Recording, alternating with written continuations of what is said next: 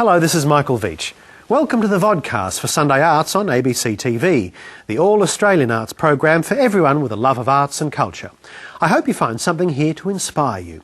There are more vodcasts at abc.net.au/TV/video. Oh, and don't forget to watch Sunday Arts on ABC television every Sunday afternoon at 5 o'clock. We'll see you then.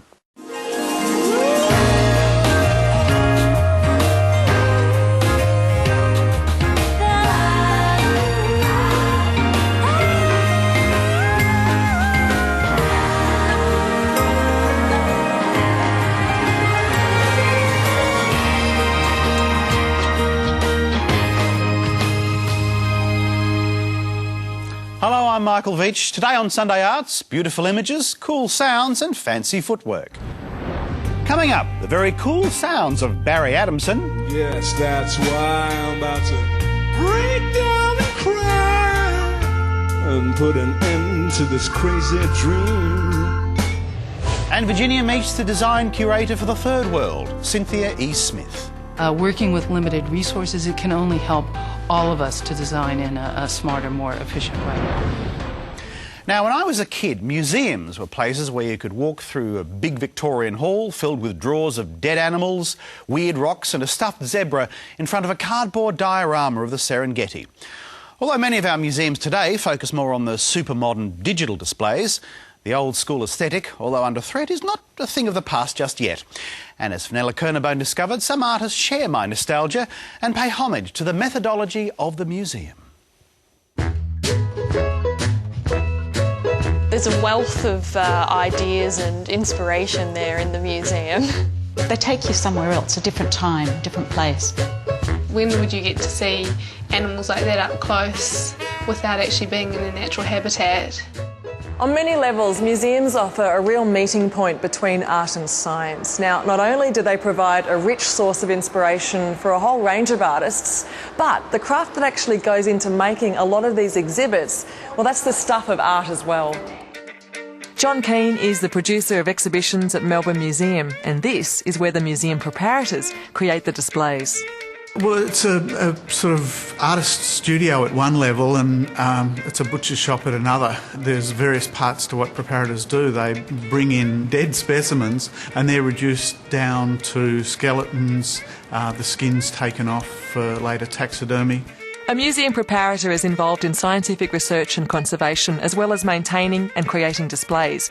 But in earlier times, their job was mainly the art of the diorama.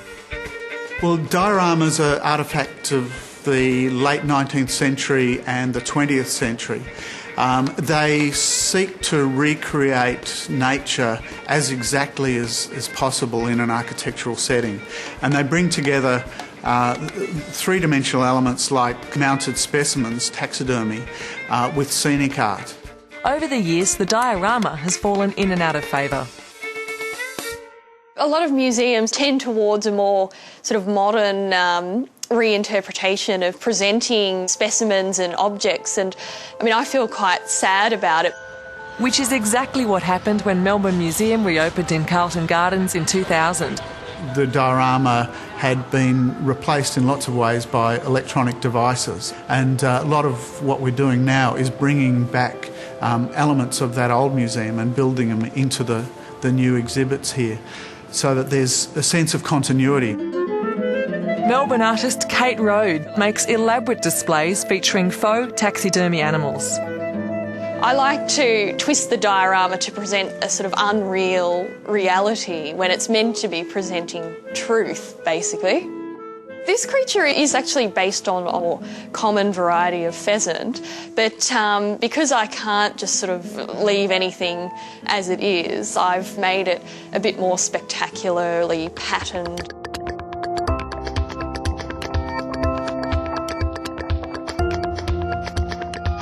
At Tarrawarra, I've essentially combined a natural history museum with a European-style garden. And it's a bit like the diorama inside is kind of starting to infect the garden, and it's sort of spilling out and growing out. So the little flowers inside the diorama are then kind of growing rampantly in a bit weed-like in the garden. Jeweller and artist Karen Findice was fascinated by the collections at the Macleay Museum at Sydney University. The collection of insects in the museum, which Macleay himself, Alexander Macleay, collected, they're a really beautiful presentation of insects and beetles. Her most recent exhibition, Samples, A Taxonomy of Objects, took its cue from the traditional museum practices of ordering and classifying specimens and artefacts. I've used the original specimen jars from the Macleay Museum, and for me that was a way of bringing in something else from the museum, but also something from the past, something genuine. And within those jars I've incorporated images of objects that I've collected in a contemporary time frame.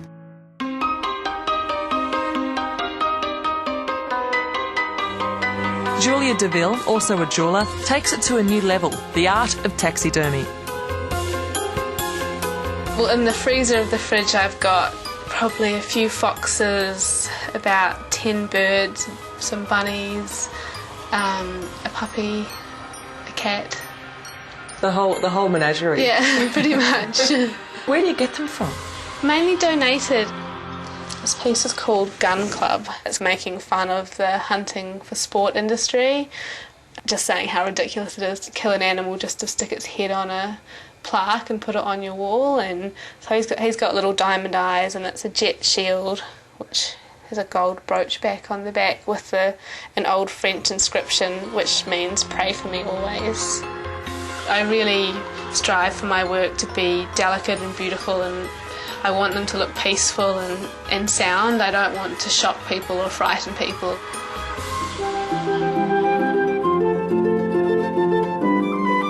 Lots of artists try to get close to museum skills, but what the preparators bring to their art is an incredible scientific rigour. We've got the scientists over our shoulders making sure that our work is as accurate as their work.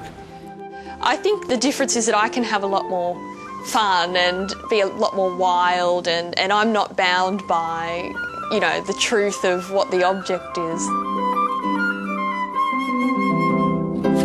Yes, good on you, Kate Rose, and good on you, Fenella Kernebone. Lovely stories. Do you like taxidermy? Well, I do like that old-fashioned museum aesthetic of just having things presented to you and, like, the wonderment of the world kind of like up there. I know, and there's this kind of concept that you're in this one position, and if you sort of look out that way, it's this perfect image or diorama. Yes. It's that one moment in time that's just been stopped forever. It's quite remarkable. And it's a kind of a fantasy, is it? Because the world's not really like that, but it's like these artists are plugging into just that ideal. Well, it's about nostalgia, I think, definitely. Although I've got to say, John Keane in the story was saying that the artists sometimes get it wrong, because it's not just about nostalgia. For them, it's about science. And speaking of taxidermy animals, one features prominently in this year's Sydney Biennale, I believe. An inverted horse, is that correct? Well, sort of. A stuffed horse by Maurizio Catalan, and it's in the Biennale. It's a suspended horse from the ceiling, and of course it's one of the features of, I think there's 180 artists or more who are featured in this year's Sydney Biennale. It's the 16th, and I think it's very exciting. And, you know, that's a very funny work. It's like a dark sense of humour, asking us to look at something and go, we sort of look at it with doubt, I suppose. Isn't it revolutions, forms that turn? Is that the theme of it? That's the curatorial theme that the curator Carolyn Christov Bakarjev has put together. And the idea is that she's asking us as viewers and also artists to question our world, to respond to what's happening socially and politically and culturally in our world. So not just art as decoration. Wonderful. It's a real case of art responding to the times as well. Actually, I'll tell you what, the one thing I haven't seen yet, which I can't wait to see, is one artist, and his name is Christophe Bouquel, and he's got a bunch of octogenarians, so 80-plus, senior citizens, to get together and perform live for 3 months throughout the festival the very punk revolutionary song God Save the Queen from the Sex Pistols. Bring it on. Oh, truly inspiring. Now, what's inspiring us next week, Fenella? Oh, well, totally different, a different type of musical performance, but it's a manual axe, and I have a chat to this very famous American pianist. Wonderful. Can't wait for it. Thanks very much. Thank you. The 2008 Biennale of Sydney opens on Wednesday the 18th of June and runs until early September. There'll be an Artscape special hosted by the Art Life's Andrew Frost on ABC1 on July the 22nd at 10 p.m. And Sunday Arts will screen featured highlights from that special the Sunday before. Watch out for it. For For more information on this and so much more, go to our website. Oh, and by the way, a brief note to all our viewers following up Fenella's sculpture story last week. Many of you have uploaded some great new pics to our online art gallery. It's looking fantastic, so go and have a look on the website. We think you'll enjoy what you'll see. Now, walking into a bookshop these days can be a rather daunting experience when you consider the myriad of new titles that seem to constantly appear.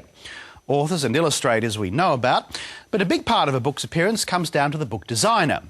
The work of these often unsung heroes was celebrated recently with the announcement of this year's Australian Publishers Association's Book Design of the Year Awards.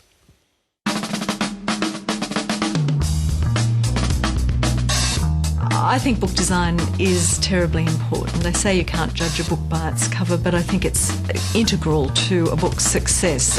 A book is a tactile, visual and then readable item. And often books get no promotional money spent on them. So when they're put into bookshops, they literally have to sell themselves off the shelf. And most people are actually making those decisions based on the cover.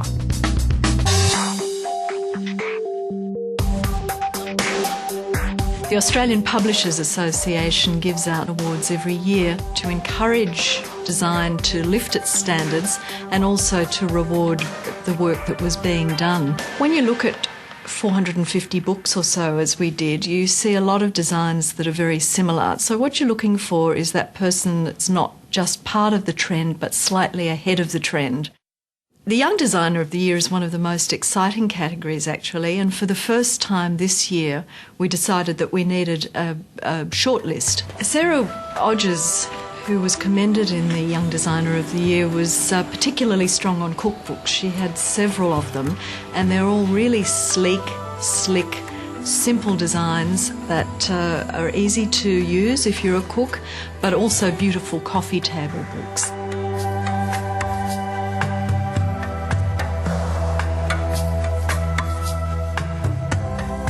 They use type well, they use images well. She's got a very good, clean look.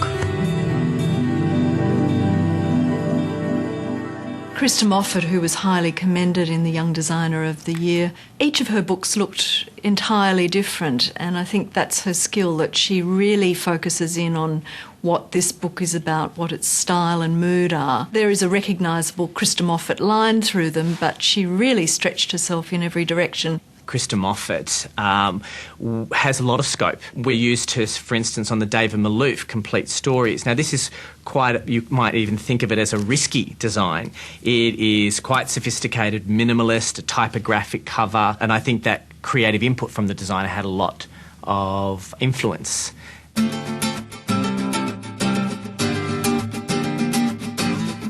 Reuben Crossman, the winner in the Young Designer of the Year award, he just leapt out at us. There was such an even standard of excellence. His book Movida, Spanish Culinary Adventures, not only helped him win this award but won Best Book of the Year. And it is quite a modest book in some ways, but every element of it is beautiful. With Movida, it was about finding a personality of the restaurant and its owners and then translating their passion for what they do into a tactile book at the end of the day.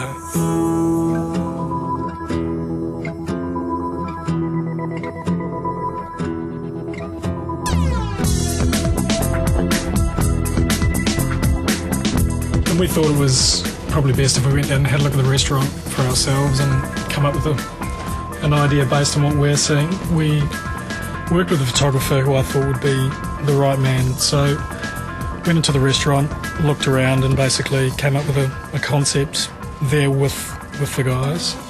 This is really some of the scenes from Movida. That's inside looking out and you can see all the outside graffiti, so that's the main reason they love the space they're in, because it's constantly changing. And you get some great graphics like these on the walls outside, so I thought it was important that the final design reflect that in some way.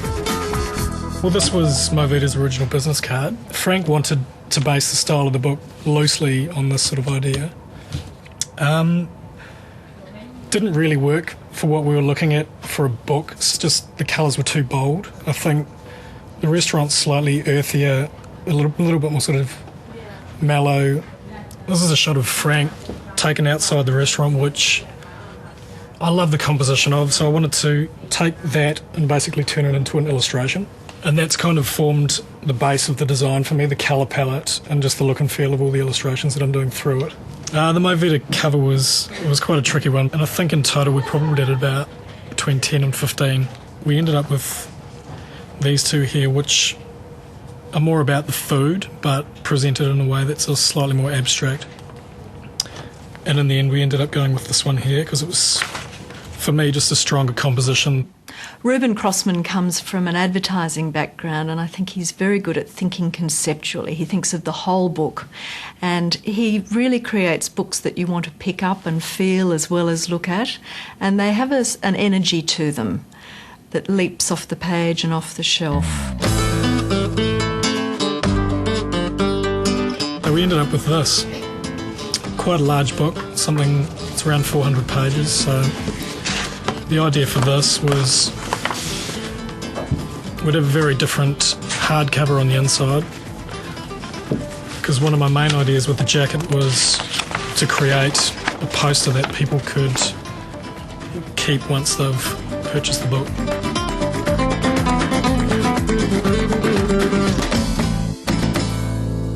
I think the best designers are artists, but they have to work very closely within commercial constraints and bring it all into a package that works on the bookshelf. That's the ultimate thing. A lot of research suggests fewer people are reading. In fact, actually more books are being bought than ever before, and that is very much about how they look and feel and smell. And design is integral to all of those elements. The challenge of doing something new in every project that I approach is probably the greatest reward out of being a designer, being a book designer anyway. Oh, that's beautiful work. Still to come on Sunday Arts, I talked to our own dance icon, Paul Mercurio. With that, I wanted to film all of our works and put them in a video library so people could go to the video store and get ballet. You know, I kind of imagine them walking out with a brown paper bag with a dance video in it. So what happens when punk rockers reach middle age and begin to mellow? Why, they start turning up on TV art shows, of course. English muso Barry Adamson came to fame in the heady days of the 80s Manchester push, playing bass with bands such as Magazine, Visage, I remember them well, and our own Nick Cave. But since then he's enjoyed a successful solo career, and now he's back on the road with a new band. They're our guests today here on Sunday Arts, so let's hear them. And afterwards, Barry will have a chat with Fenella Kernebone.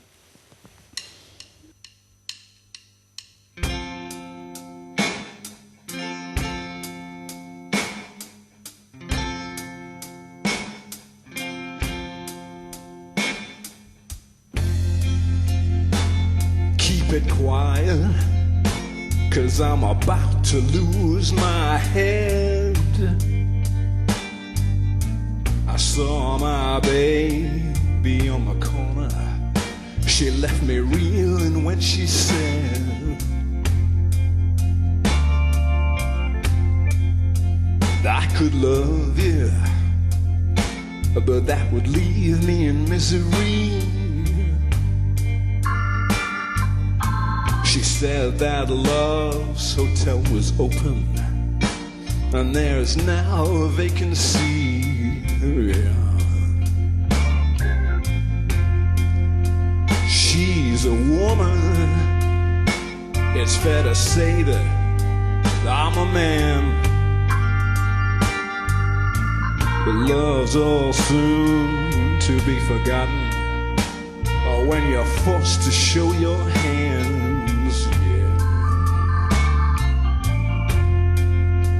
Yeah, I can't stand it, the way she treated me so mean.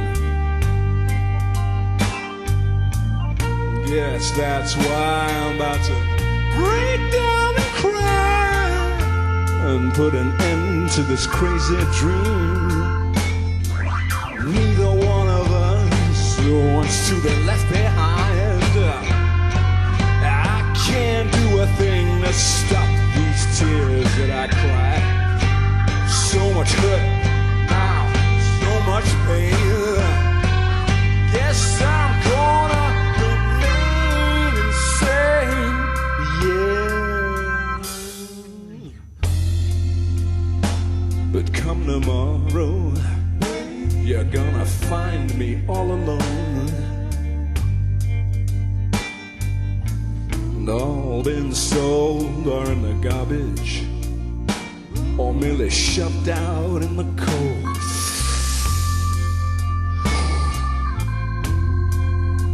I could love you, but that would leave me in misery. You see, my heart has been a victim of a murder in the first degree. Neither one of us wants to be left behind. I can't do a thing to stop these tears that I cried. So much hurt and now so much pain. Guess I'm gonna die. Oh, I never meant to make you cry. Oh, I'm gonna lay down here and die. Oh, and this is why, this is why. Oh, Lordy, Lordy, Lordy,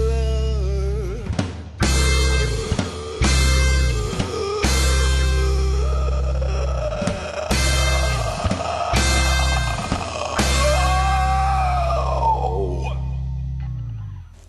Barry Adamson, welcome to Sunday Arts. Great to meet you. Thank you. Nice to be here. Now, that track is from your latest album, your 7th album, and it's called Back to the Cat, which you've described as being a heck of a lot more jazzy than previous efforts. What's been drawing you in that direction?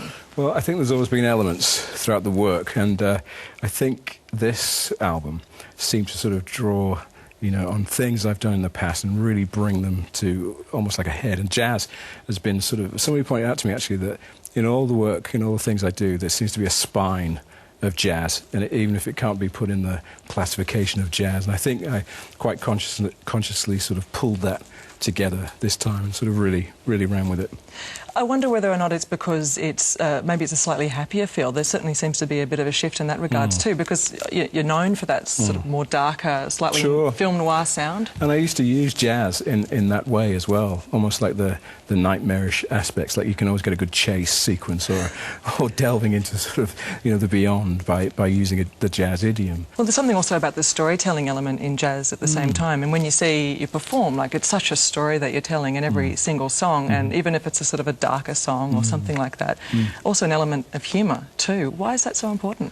I think it's grounding. I think it's sort of, you know, let's not get, you know, too away with ourselves here. And I think there's a great tradition, I think, of storytelling that it can be comedic to heighten the tragedy, almost. And a lot of the things I talk about, they're sort of, you know, fairly harrowing human stories. And I think, though, you know, if I just lace them a little bit with that humour, it keeps a healthy perspective. Right. Part of what I know about your work is this amazing passion for film music and for film scores, and obviously a really famous one of being Lost Highway with David Lynch. What is it about writing for film that fascinates you? I think it's there's something about the imagination and everyday life, and I think it's finding almost the point at which those two meet, you know, and everybody does it. You can sit on a train or a bus and sort of drift off, and almost you can hear, like, you know, with me anyway, I can almost hear the music kind of come in to support what's going on in the imagination. Is there a particular scene in Lost Highway which demonstrates that, I suppose, that what you're describing? Well, it's really interesting because I think one of the most powerful things in that movie at times is to take the ordinary and to make it seem sort of quite, you know, different to the way it's perceived. There's a scene, my wife always comments about a scene where Renee, the femme fatale, is putting on her makeup, and Fred, the husband, just walks off into this room where it's dark and sort of disappears.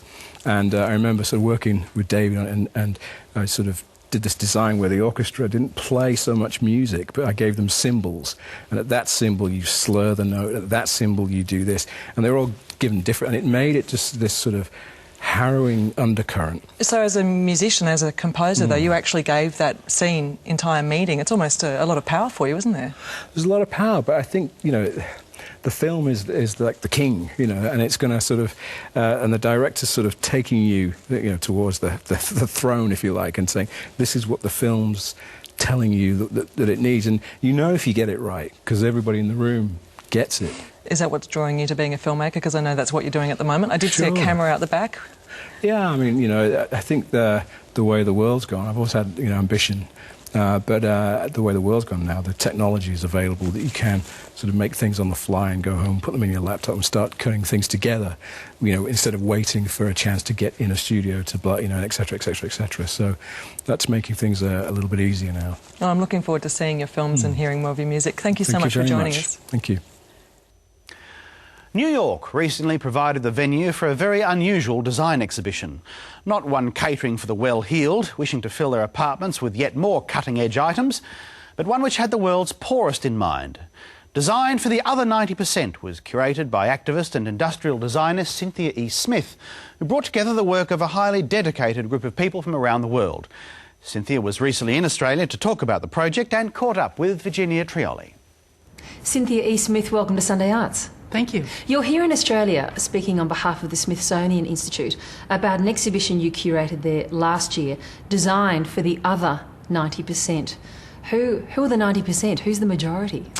The majority are the 5.8 billion people who aren't generally served by the professional design community. Generally, professional designers focus on the top 10% of consumers around the world. They're designing for me fabulous lamps and couches. I guess there must be a tiny amount of people in the world who get to enjoy great design. What does that mean then for the other 90%? Prior to this point, they haven't enjoyed the services and the great design thinking that designers bring to any problem. So now there's a very large, growing, emerging, can I say, area of design. The big umbrella would be socially responsible design, where designers are now putting that kind of creative thought process to resolving the underpinnings of poverty. Are a lot of designers putting their minds to that? There's a growing number. Some of the designers have been doing this for a number of years, and I'll use designers in the broadest sense of the term. And there's a real emerging movement coming out of a lot of the universities and design schools internationally. So tell me about the exhibition. What are the works? Who are the designers that you've included in this show? It's a whole range. Well, we had people well known within this area, somebody like Paul Pollack from International Development Enterprises. We included his micro irrigation tools. We also had Modesta Nirianda Solar Aid, a small hearing aid battery recharger that's designed and manufactured in Botswana. At least 10% of the population is hearing impaired in the developing world. And what's interesting about this is the most expensive part of a hearing aid is the battery. So if you can find a way to recharge it using renewable energy, you've solved half the problem. And that's what they did. And what's interesting about this is what I consider a reverse leapfrog project. And can I go into detail? Of course.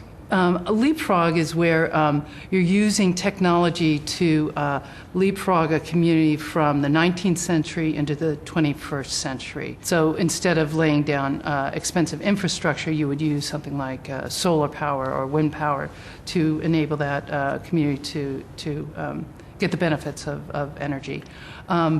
With using the solar panels, and using it in a very low-cost way, you can actually influence what's happening in the more industrialized countries. So while it's leapfrogging the developing world, the Botswana and other countries in Africa into the 21st century, there's also this reverse effect where it's going to be influencing what we're doing here. And I think this will be a growing trend coming out of this area of design. Let's speak about a couple of the others. Tell me about the World Bike, for instance.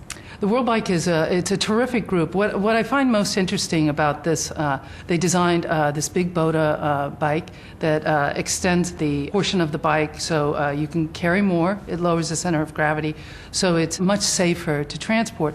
And they're taking this around, again with the lower center of gravity, extended wheelbase, to bike expos. And they're proposing to change the entire biking industry and asking that companies start to design for a different population. They might not make as much of a profit, but they'll have very large impact. The profit issue is an important one in this conversation because I think it's the case, isn't it, Cynthia, that for virtually all of the works in the exhibition, they're sold. They're sold to the communities. This is not some sort of design NGO welfare, is it? There's a range of products, and I would say that there was I have some on the other end of the continuum where they're really saving lives. So there's the Life Straw, which is actually designed and produced and then distributed through international aid agencies. The Life Straw is an amazing one, which actually purifies water, which, as we all know, is probably the key problem in the developing world, access to clean, potable water. And this is an individual item that you can drink this contaminated water through safely. Yes, with 7 different filters. By the time it's dirty water, and by the time it gets through the 7 filters, it's clean water. It's designed by a textile manufacturer, a European textile manufacturer. And so that one is one at one end of the continuum, and then the other end, which I think is the newest development, is something like Kickstart International, who designs treadle pumps for Africa. And that organisation makes the point that they don't want to be in the business of donation because the issue of sustainability, they say, all goes to making good, effective design that's affordable. They're designed to be affordable, very low cost, simple solutions that within the first growing season, these are designed specifically for farmers who live on less than an acre, on less than $1 a day, that within the first growing season, they've recouped their investment, so they're very inexpensive. And then within the first year, they've increased their net income by 2 or 3-fold. Sometimes in Africa, 10-fold. There's the useful issue, and then there's the sustainable issue. But crucially for you, for the area that you work in design, and for us as an arts program, there's also the design issue. Now, looking at all of the works, I wouldn't say they're all the most beautiful or challenging or fabulous designs I've ever seen. In fact, in the case of the Mad Houses, I'm frankly surprised that it's architecture students that have come up with these really appalling looking shanties. People in the third world, they also deserve the benefits, don't they, of good design? What was interesting about this group is that it's an all-volunteer organization. They saw a problem with homelessness in Atlanta, Georgia, and they made a decision to go in and do something about it. Temporary situation to help people get a little stability to help them go on. So I think what's interesting about this, while they might not be aesthetically pleasing to maybe you or I, is they're very effective and there's a long-range impact. But isn't that a compromise of what must be fundamental to you, which is good design?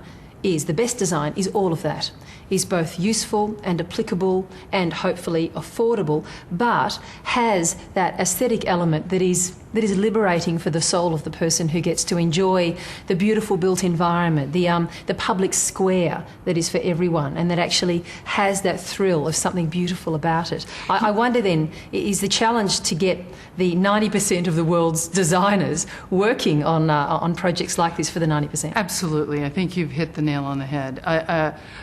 There's one industrial designer that worked on the One Laptop Per Child, and he talks directly about this. And this is where design thinking comes in. He designed it so that it was playful, that children would use it, and that it had an added effect to it, where if someone would take it and try to resell it, it would be obvious it was for children and not for the regular marketplace. So there is this attention to detail and design.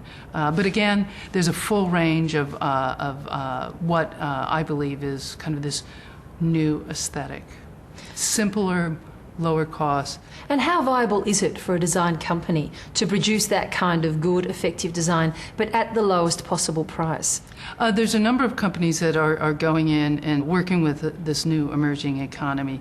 And what they're finding is they have to do a lot of on-the-ground research, because it is a different type of consumer. Yeah, this can't be your blue sky research where you sit in your fabulous room and barnstorm ideas around the table, is it? You've got to go in and get your feet dirty. Yes, and so that's a real development, really looking, and so the products at this point are being designed in a different way. But again, I would relate back to the reverse leapfrog. I would say that the one laptop per child is going to there will be repercussions here and over again. And I think it's quite important to take note of that because working with limited resources, it can only help all of us to design in a smarter, more efficient way.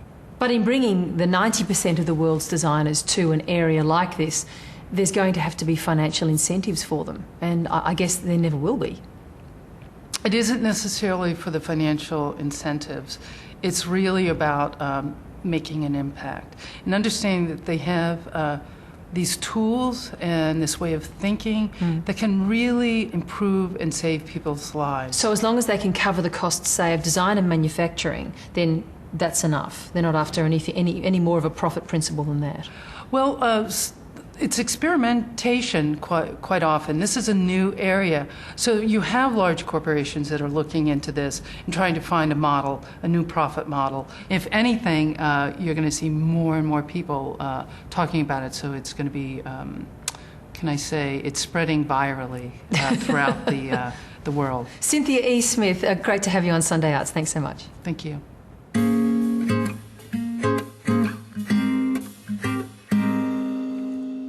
Paul Mercurio started dancing at 9. A decade later, he was one of the principals with the Sydney Dance Company and was shortly after nominated for an AFI award for his first role in Baz Luhrmann's film Strictly Ballroom. He's also appeared in numerous theatre productions, one of which, the stage version of The Full Monty, he disrobed alongside yours truly.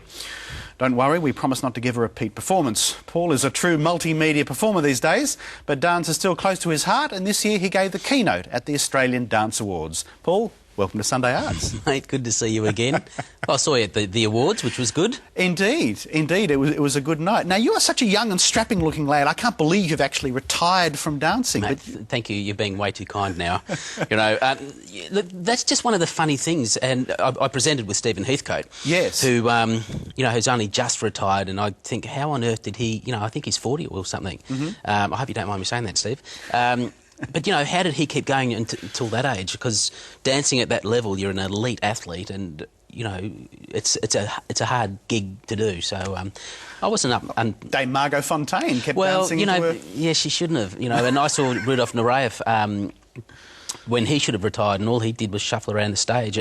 There comes a point where you have to stop, otherwise it becomes sad, Well, then discretion be the better part of valour then, I suppose. But dance doesn't seem to have left your blood, though. I mean, as you said, you giving that keynote with Stephen Heathcote at the Dance Awards, you were very passionate about the place of dance in this country and dance education in particular. Well, I am. It's one of those really strange things. When I started out as a dancer, I wanted to take dance to the world. And then, I was lucky enough with Sydney Dance Company to dance around the world and kind of tell our story, which, the Australian kind of version of what it is to dance and who we are. And then I started my own ballet company called ACE. And with that, I wanted to film all of our works and put them in a video library so people could go to the video store and get ballet. I kind of imagine them walking out with a brown paper bag with a dance video in it. And unfortunately, I didn't get to do that because funding. We won't talk about funding, but yes. It was just too hard. And I was off doing films at that stage too, and I was getting paid a bit more than I was when I was a dancer. So I thought, okay, I'll go and. This is all right. It's not too bad. But about a year or two ago, I fell on my backside and went, oh my gosh. I'm doing what I wanted to do, which is take dance to the world through Dancing with the Stars. It's not necessarily the kind of dance I wanted to take to the world because I'm not a big ballroom dancing fan or competitive. Ironically enough. Yes, it's strange, isn't it? But I'm still taking dance out there, and I've been able to do it through choreography, with still choreographing musicals and movies and doing wonderful strip teasers in The Full Monty. Indeed, and wasn't that a lot of fun? It was. But it was really interesting, actually, the other night at the Dance Awards, seeing some of the dance acts that were being presented to the audience, and a lot of Australian stories were being told. That wonderful group from Townsville, Dance North. Fantastic. I mean, and when they started, they were this kind of little educational company, a bit like Taz Dance and things, you know, and it was great to sit there in the audience the other night and watch them and go, wow, they've grown up. Yes. They're now a fully fledged, mature Australian dance company with a strong voice and vibrant performances and all of that. And they're young, and they're younger people, but our stories are still being told by Ros Warby, Lucy Gurin, who won an award the other night for Structure and Sadness, which is a wonderful show about the collapse of the Westgate Bridge. Have you seen it? Yeah, I have indeed, and it was absolutely wonderful. I sat there and went, oh, I've got to get out more. Because, you know, there were some fantastic snippets of performances by all of those people. How is it for a youngster sort of, you know, taking yourself back, because you grew up in Perth and not in a, you know, in a family that, well, it kind of mirrors the Billy Elliot story, really, doesn't it? When I first saw Billy Elliot, I went, oh, that's my story. Except for the fact that I didn't have a dad that was at home, because Dad sent Mum and the kids to Perth on a holiday in 1969. Mum's still there, and you know, and I eventually left the holiday back in like the early 80s to go to the Australian Ballet School. But so Dad wasn't that kind of cussing, clippy on the head kind of dad around in that sense. But this, you know, Billy Elliot was my story in as much as it's a young man's struggle to go and be a dancer, and all of the difficulties that you kind of had. Is it any easier, you reckon, these days for a young kid who has that dream? I would like to think it is, and it's a bit what Stephen and I talked about, I think, at the awards. There's so much more dance on television now. It's so, you know, it's cool to be a dancer. And Dancing with the Stars has done that. Strictly Dancing on the ABC has done that. Yeah. So You Think You Can Dance has really done it, because all of a sudden there's guys up there, some of them openly gay and some of them, you know, completely straight, dancing. And I think, you know, young guys now can go, hey, that's cool, I want to do that. So I would like to think it's easier, because in my day and Stephen's day, and, you know, it was a tough gig. Well, Paul, you're one of the people that's made it easier. So, I'd like to think so, you know, which is nice. It's, you know, if that's been the case, then I can rest easy. Well, I mean, it's a kind of it's a responsibility, isn't it? Because you have been the inspiration for a lot of those people that you're talking about. So I guess you have to say, well, you know, I'm in this position where a lot of people want to follow my footsteps. Absolutely. It was quite funny, you know. When I was at the Australian Ballet School, I was a bit of a rebel. I didn't fit in. No. Yeah. No, you can't imagine that, can you? The thing is, I never kind of... They kind of want to put you in a box, and that's classical dance, and I didn't suit that. So I left and went to City Dance Company. And people there used to be teachers there that would say to young boys, if you don't pull your socks up, you'll end up like poor Mercurio. And, you know... That would be a compliment. Well, it would be, wouldn't it? And so I'm quite proud of that. I kind of, again, Scott Hastings, Strictly Ballroom, I dance my own steps, and I'm still kind of dancing them, which is a great thing. Good. Well, it's good to hear that you haven't quite retired completely. Paul Mercurio, thanks so much for joining us on Sunday Arts. Good to see you again, with clothes on too. Indeed. The Zephyr Quartet like to push the boundaries a bit. Not content with the standard repertoire, these inventive young musicians dedicate themselves to promoting new Australian music. We invited the Zephyr Quartet into the studio to perform one of their own compositions, Sibuk.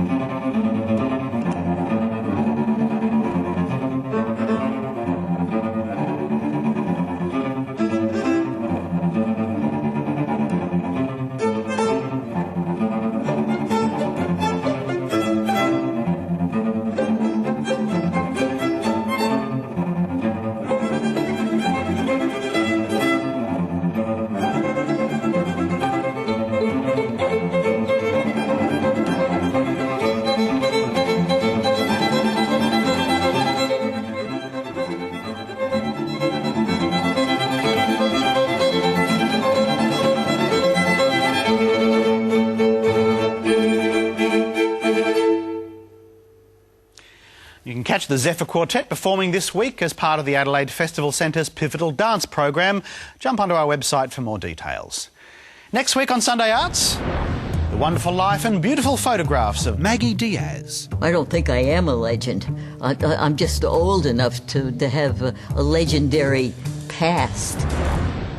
The McClellan Sculpture Prize is one of the most important biennial outdoor exhibitions in Australia.